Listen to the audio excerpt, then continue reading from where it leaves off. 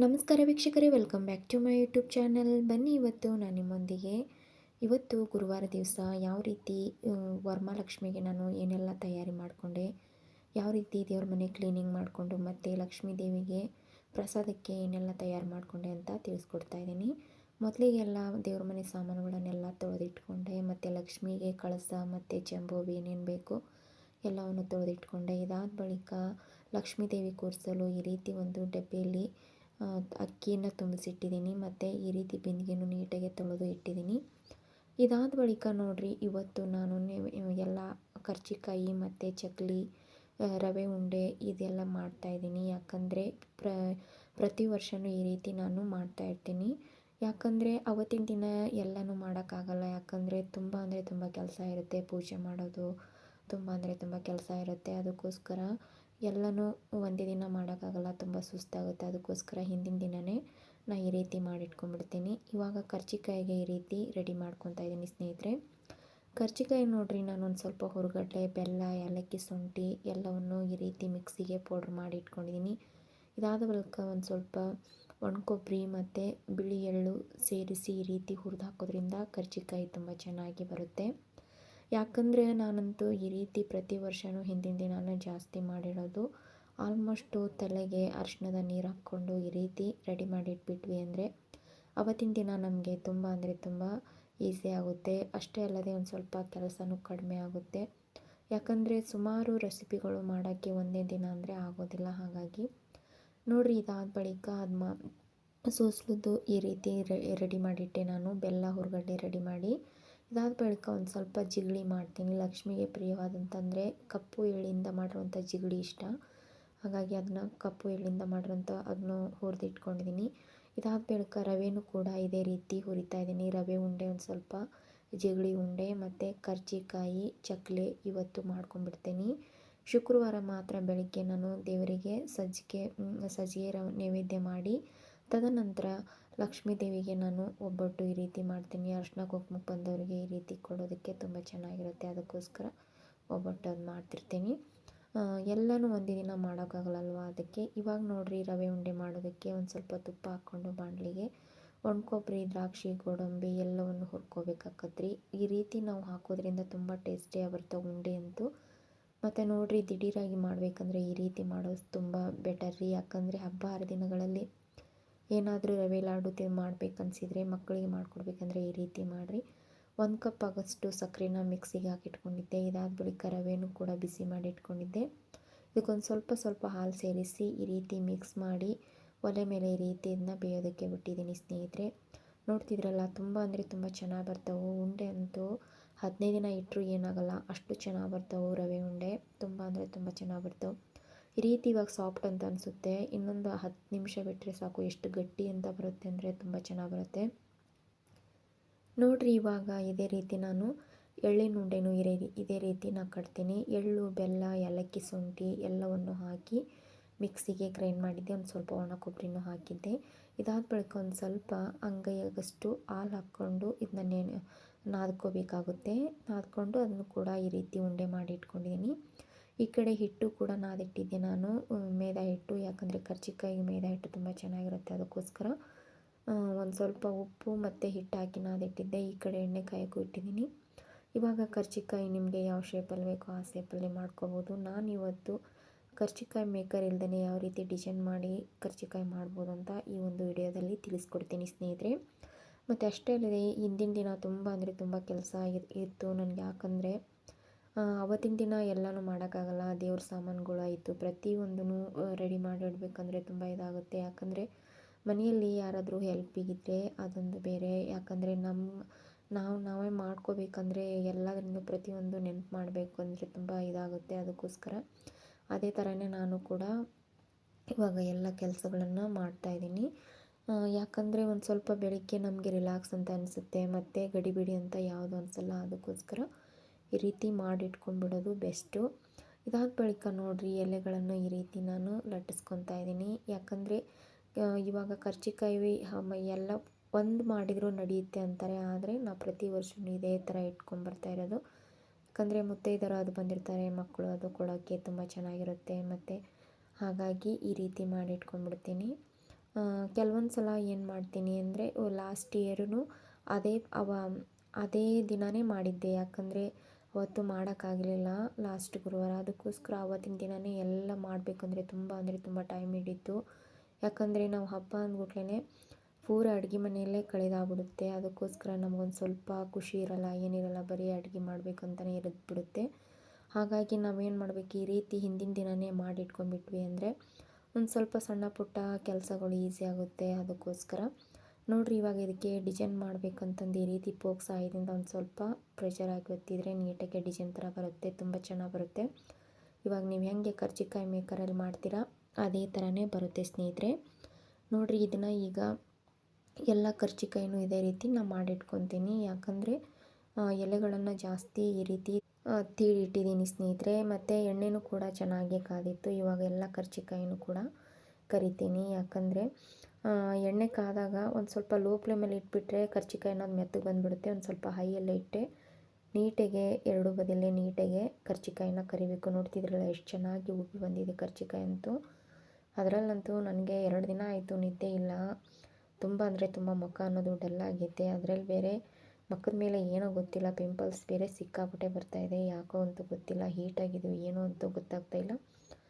ಹಾಗಾಗಿ ನನಗೀಗಂತೂ ಈ ಒಂದು ಹಬ್ಬ ಆಗೋವರೆಗಂತೂ ಬಿಡುವಿರಲ್ಲ. ಯಾಕಂದರೆ ನನಗೆ ನೀಟಾಗಿ ಆಗೋವರೆಗೂ ಟೆನ್ಷನ್ ಇರುತ್ತೆ. ಅದಕ್ಕೋಸ್ಕರ ನೀಟಾಗಿ ಕೆಲಸ ಮಾಡೋವರೆಗೂ ನಾನು ಯಾವುದೂ ಮುಖದ ಬಗ್ಗೆ ಕೇರ್ ತೊಗೊಳೋದಿಲ್ಲ ಇವಾಗ ಒಂದು 2-3 ದಿನ ಅಂತೂ. ಅದಕ್ಕೋಸ್ಕರ ಇದಾದ ಬಳಿಕ ನೋಡಿರಿ, ಎಣ್ಣೆ ಮುಂದೆ ನಿಂತು ನಾವು ಈ ರೀತಿ ಡೀಪ್ ಫ್ರೈ ಮಾಡ್ತಾ ಇರ್ತೀವಲ್ಲ, ಅದಕ್ಕೆ ಕೂಡ ಈ ರೀತಿ ಆಗುತ್ತೆ ಅಂತಾರೆ. ಆದರೆ ಏನು ಮಾಡೋದು, ಬಿಡೋಕ್ಕಾಗಲ್ಲ, ಹಬ್ಬ ಹರಿದಿನಗಳಲ್ಲಿ ಮಾಡಲೇಬೇಕು. ಹಾಗಾಗಿ ಪ್ರತಿದಿನ ಅಂತೂ ಮಾಡೋಕ್ಕಾಗಲ್ಲ, ಈ ರೀತಿ ಹಬ್ಬ ಹರಿದಿನಗಳಲ್ಲಾದರೂ ಮಾಡಲೇಬೇಕಲ್ವ. ಅದಕ್ಕೋಸ್ಕರ ಮಾಡ್ತಾಯಿದ್ದೀನಿ. ನೋಡಿ, ಇದೇ ರೀತಿ ಎಲ್ಲ ಕರ್ಜಿಕಾಯಿಗಳನ್ನು ಕರಿತಾ ಇದ್ದೀನಿ. ಇವತ್ತು ಪ್ರತಿ ವರ್ಷಕ್ಕಿಂತ ಇವತ್ತು ನನಗಂತೂ ತುಂಬ ಅಂದರೆ ತುಂಬ ಟೈಮ್ ಸೇವ್ ಮಾಡ್ಕೊಂಡಿದ್ದೀನಿ. ಅದರಲ್ಲಂತೂ ಇವತ್ತು ನಾನು ಏನೇನು ಮಾಡಿದೆ ಅಂತ ನಿಮ್ಮಿಂದ ಶೇರ್ ಮಾಡ್ಕೋಬೇಕಂದ್ರೆ, ಇನ್ನೂ ಸಣ್ಣ ಪುಟ್ಟ ಇಡುವೆಗಳನ್ನು ಮಾಡೋಕ್ಕಾಗಲಿಲ್ಲ. ಯಾಕಂದರೆ ಹೂವು ತೊಗೊಂಬಂದೆ, ಹೋಗಿ ಮಾರ್ಕೆಟ್ಗೆ ಹೋಗಿ ಮತ್ತೆ ಹೋಗಿ ಹೂವು ತೊಗೊಂಬಂದು ಬಾಳೆ ಎಲೆ, ಬಾಳೆಕೊಂಬು, ಏನೇನು ಕಡಿಮೆ ಇತ್ತು ಎಲ್ಲವನ್ನು ತೊಗೊಂಡು ಬಂದೆ ನಾನು ಸಾಯಂಕಾಲ ಹೋಗಿ. ಯಾಕಂದರೆ ಎಲ್ಲವನ್ನು ತಂದು ಮತ್ತೆ ಮನೇಲಿ ಮಾಡಿ ಅಲ್ಲಿ ಮಾಡಿ ಅಂದರೆ ತುಂಬ ಬೇಜಾರಾಯಿತು. ಮೈ ಎಲ್ಲ ಸುಸ್ತು ಅದರಲ್ಲಂತೂ ಎಷ್ಟು ನಾನು ಬೇಗ ಮಾಡಿದ್ದೀನೋ ಅಷ್ಟು ನನಗೆ ಮತ್ತು ಟೈಮ್ ಇದಾಯಿತು. ಯಾಕಂದರೆ ಮಾಡೋದಕ್ಕೆ ಏನೇ ಮಾಡಿದ್ರೂ ಹೋಗೋದು ಬರೋದ್ರಲ್ಲೇ ಟೈಮ್ ಹೋಯಿತು. ಅರ್ಧಕ್ಕರ್ಧ ಟೈಮ್ ಅಲ್ಲೇ ಹೋಗ್ಬಿಡ್ತು. ಮತ್ತು ಮನೆಗೆ ಬಂದು ಪಾತ್ರೆಗಳೆಲ್ಲ ಕ್ಲೀನಿಂಗ್ ಮಾಡಿ ತದನಂತರ ಇದಾದ ಬಳಿಕ ಲಕ್ಷ್ಮೀ ದೇವಿಗೆಲ್ಲ ಅಲಂಕಾರಕ್ಕೆ ಎಲ್ಲ ರೆಡಿ ಮಾಡಿದೆ. ಅದನ್ನು ಕೂಡ ನಿಮಗೆ ಲಾಸ್ಟ್ ಎಂಡಲ್ಲಿ ತೋರಿಸ್ತೀನಿ ಸ್ನೇಹಿತರೆ, ಯಾವ ರೀತಿ ಅಲಂಕಾರ ಮಾಡಿದೆ ಅಂತ. ಯಾಕಂದರೆ ಇವತ್ತು ನಾನು ಆಲ್ಮೋಸ್ಟ್ ಎಲ್ಲ ರೆಡಿ ಮಾಡಿ ಇಟ್ಕೊಂಡಿದ್ದೀನಿ. ಯಾಕಂದರೆ ಅಂತಾರೆ ಹಿಂದಿನ ದಿನ ಕಳಸ ಅದು ಕೂರಿಸ್ಬಾರ್ದು ಅಂತ. ಅದಕ್ಕೋಸ್ಕರ ಕಳಸ ಏನು ಕೂರಿಸಿಲ್ಲ, ಹಾಗೆ ಬಿಂದಿಗೆಗೆ ಸೀರೆ ಅದೆಲ್ಲ ಉಡಿಸಿ ಮತ್ತು ಅಲಂಕಾರಕ್ಕೆಲ್ಲ ಏನೇನು ಬೇಕೋ ಅಷ್ಟು ಸರಳವಾಗಿ ರೆಡಿ ಮಾಡಿ ಇಟ್ಕೊಂಡಿದ್ದೀನಿ. ಇದಾದ ಬಳಿಕ ನೋಡಿರಿ, ಚಕ್ಕಲೆ ಮಾಡೋದಕ್ಕೆ 1 ಕಪ್ ಆಗೋಷ್ಟು ಹೆಸರುಬೇಳೆ, 1 ಕಪ್ ಆಗೋಷ್ಟು ಉದ್ದಿನಬೇಳೆ ತೊಗೊಂಡು ಈ ರೀತಿ 2-3 ಸಲ ಚೆನ್ನಾಗಿ ತೊಳೆದು ಇದನ್ನು ಈ ರೀತಿ ಬೇಯೋದಕ್ಕೆ ಇಟ್ಟಿದ್ದೀನಿ. ತುಂಬ ಅಂದರೆ ತುಂಬ ಚೆನ್ನಾಗಿ ಬರ್ತವೆ ಚಕ್ಕಲಿ ಅನ್ನೋದು. ಎಲ್ಲಿನೂ ಕೂಡ ಮಿಸ್ ಆಗೋಲ್ಲ, ಕಟ್ಟಂತೂ ಆಗೋದಿಲ್ಲ. ಅಷ್ಟು ಚಕ್ಕಲಿ ಅಂತೂ ತುಂಬ ಅಂದರೆ ತುಂಬ ಚೆನ್ನಾಗಿ ಬರ್ತವೆ. ಖಂಡಿತ ನೀವು ಕೂಡ ಟ್ರೈ ಮಾಡಿರಿ.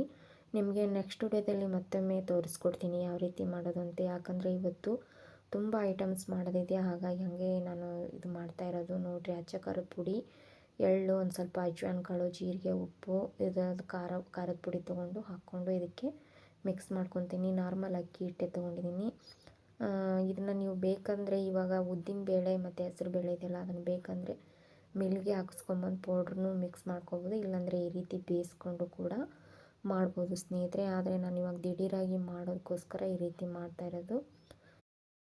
ಇವಾಗ ಎಲ್ಲವನ್ನು ಈ ರೀತಿ ಅಕ್ಕಿ ಹಿಟ್ಟಿಗೆ ಮಿಕ್ಸ್ ಮಾಡ್ಕೋಬೇಕಾಗುತ್ತೆ. ಇದಕ್ಕೊಂದು ಸ್ವಲ್ಪ ತುಪ್ಪ ಅಥವಾ ಎಣ್ಣೆನ ಕಾಸಿ ಹಾಕ್ಕೋಬೋದು. ನಾನಿಲ್ಲೊಂದು ಸ್ವಲ್ಪ ಬೆಣ್ಣೆ ಇತ್ತು, ಬೆಣ್ಣೆನ ಈ ರೀತಿ ಒಂದು ಸ್ವಲ್ಪ ಕಾಸಿ ಹಾಕ್ತೀನಿ.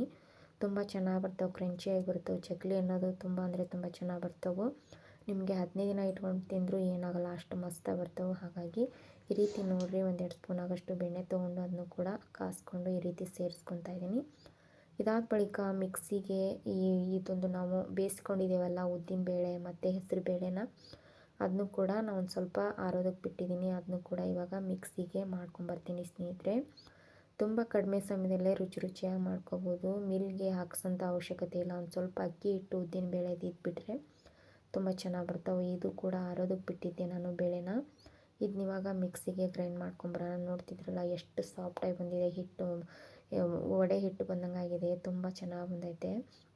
ಇವಾಗ ಈ ರೀತಿ ಇದನ್ನು ಹಿಟ್ಟನ್ನು ಕೂಡ ಕಲಿಸ್ಕೊಂಡು ಈ ರೀತಿ ಚಕ್ಲಿ ಒತ್ತಳ್ಳ ಅಂತಾರಲ್ವ, ಇದರಲ್ಲಿ ಹಾಕಿ ನೀಟಾಗೆ ಹೊಸ್ಕೋಬೋದು. ಹಗ್ಗ ಬಂದಂಗೆ ಬರ್ತೈತೆ ರೀ, ತುಂಬ ಚೆನ್ನಾಗಿ ಬರ್ತವೆ. ಎಲ್ಲಿ ಕೂಡ ಕಟ್ಟಾಗಲ್ಲ.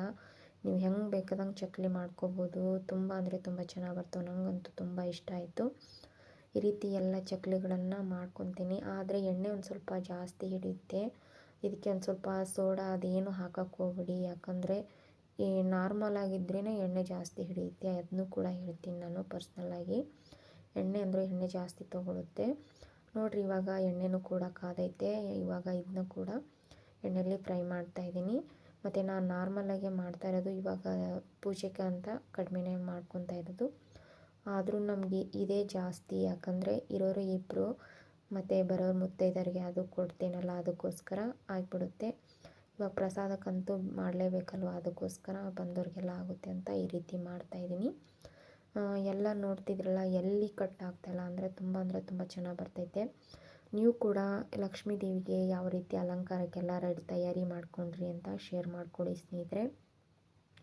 ನಾನಂತೂ ನನಗೆ ಯಾವ ರೀತಿ ಸೀರೆ ಉಡ್ಸೋಕ್ಕೆ ಬರುತ್ತೆ ಆ ರೀತಿ ಉಡ್ಸಿದ್ದೀನಿ. ಯಾಕಂದರೆ ನಮ್ಮ ಮನೆಯಲ್ಲಿ ತುಂಬ ಜಾಗ ಹತ್ತಿ ಇದೆ. ಅದಕ್ಕೋಸ್ಕರ ನಾನು ಜಾಸ್ತಿ ಅಷ್ಟೊಂದು ಡೀಪಾಗಿ ಯಾವುದೂ ಇದು ಮಾಡಿಲ್ಲ. ಯಾಕಂದರೆ ಐಟಮ್ಗಳು ಇಡೋಕ್ಕೆ ಜಾಗ ಸಾಲಲ್ಲ. ಅದಕ್ಕೋಸ್ಕರ ಇದ್ದಂಥರಲ್ಲೇ ನಾನು ನಾರ್ಮಲಾಗಿ ಸೀರೆ ಉಡಿಸಿದ್ದೀನಿ. ಯಾಕಂದರೆ ನನಗಂತೂ ಈ ಎಲ್ಲ ಕೆಲಸ ಮಾಡೋಳಿಗೆ ತುಂಬ ಸುಸ್ತಾಗ್ಬಿಡ್ತು. ಅದಕ್ಕೋಸ್ಕರ ಲಕ್ಷ್ಮೀ ದೇವಿಗೆ ನಾವು ವ್ರತ ಮಾಡ್ತಾಯಿರೋದು. ಅದಕ್ಕೋಸ್ಕರ ಕೈ ಕಾಲು ಅದೇನು ನಾನು ಇದು ಮಾಡ್ತಾಯಿಲ್ಲ. ನಾರ್ಮಲಾಗಿ ಸೀರೆ ಉಡಿಸಿದ್ದೀನಿ. ನೋಡಿರಿ ಯಾವ ರೀತಿ ಅಂತ ನಿಮ್ಗೆ ಲಾಸ್ಟಲ್ಲಿ ತೋರಿಸ್ತೀನಿ ಸ್ನೇಹಿತರೆ.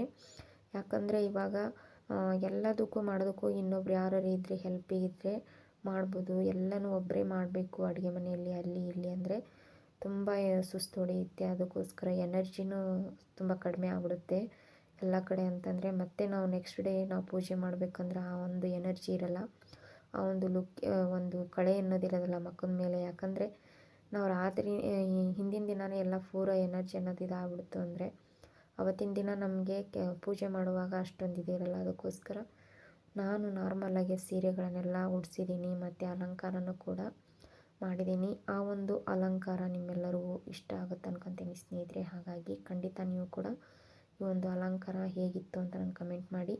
ನೋಡಿ, ಈ ಒಂದು ಚಕ್ಲಿ ಅಂತೂ ನನಗಂತೂ ತುಂಬ ಅಂದರೆ ತುಂಬ ಇಷ್ಟ ಆಯಿತು ಸ್ನೇಹಿತರೆ. ಎಲ್ಲ ಚಕ್ಲಿಗಳನ್ನು ಈ ರೀತಿ ಕರೆದಿಡ್ತಾ ಇದ್ದೀನಿ. ಆದರೆ ಹಾಗೆ ಮೆತ್ತಗಾಗ್ಬಿಡುತ್ತೆ, ಹಾಗೆ ಕವರ್ಗೆ ಅದು ತುಂಬಿಡಬೇಡಿ.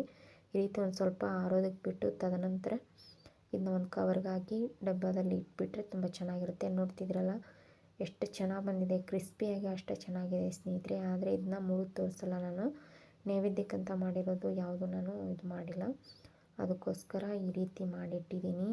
ಈ ಒಂದು ರೆಸಿಪಿ ನಿಮ್ಮೆಲ್ಲರಿಗೂ ಇಷ್ಟ ಆಗೈತೆ ಅನ್ಕೊತೀನಿ ಸ್ನೇಹಿತರೆ. ಹಾಗಾಗಿ ನೀವು ಕೂಡ ಈ ಒಂದು ರೆಸಿಪಿನ ಮನೆಯಲ್ಲಿ ಟ್ರೈ ಮಾಡಿ ಸ್ನೇಹಿತರೆ. ನೋಡಿರಿ, ಕರ್ಜಿಕಾಯಿ, ಎಳ್ಳುಂಡೆ, ರವದುಂಡೆ ಮತ್ತು ಚಕ್ಲಿ ಎಲ್ಲ ರೆಸಿಪಿ ಹೇಗಿತ್ತು ಇವತ್ತಿನ ರೆಸಿಪಿ ಅಂತ ಶೇರ್ ಮಾಡಿ. ಮತ್ತು ನಿಮ್ಮ ಅನಿಸಿಕೆ ಅಭಿಪ್ರಾಯ ತಿಳಿಸ್ರಿ. ಈ ಒಂದು ಸೀರೆ ಅಲಂಕಾರ ಹೇಗೆ ಬಂತು ಅಂತ. ಮತ್ತೆ ಸಿಗೋಣ ಶುಕ್ರವಾರದ ಲಾಗಿನೊಂದಿಗೆ. ಮತ್ತು ತಾಯಿ ಲಕ್ಷ್ಮೀ ದೇವಿ ಆಶೀರ್ವಾದ ಸದಾ ಎಲ್ಲರ ಮೇಲೆ ಇರಲಿ. ಧನ್ಯವಾದಗಳು.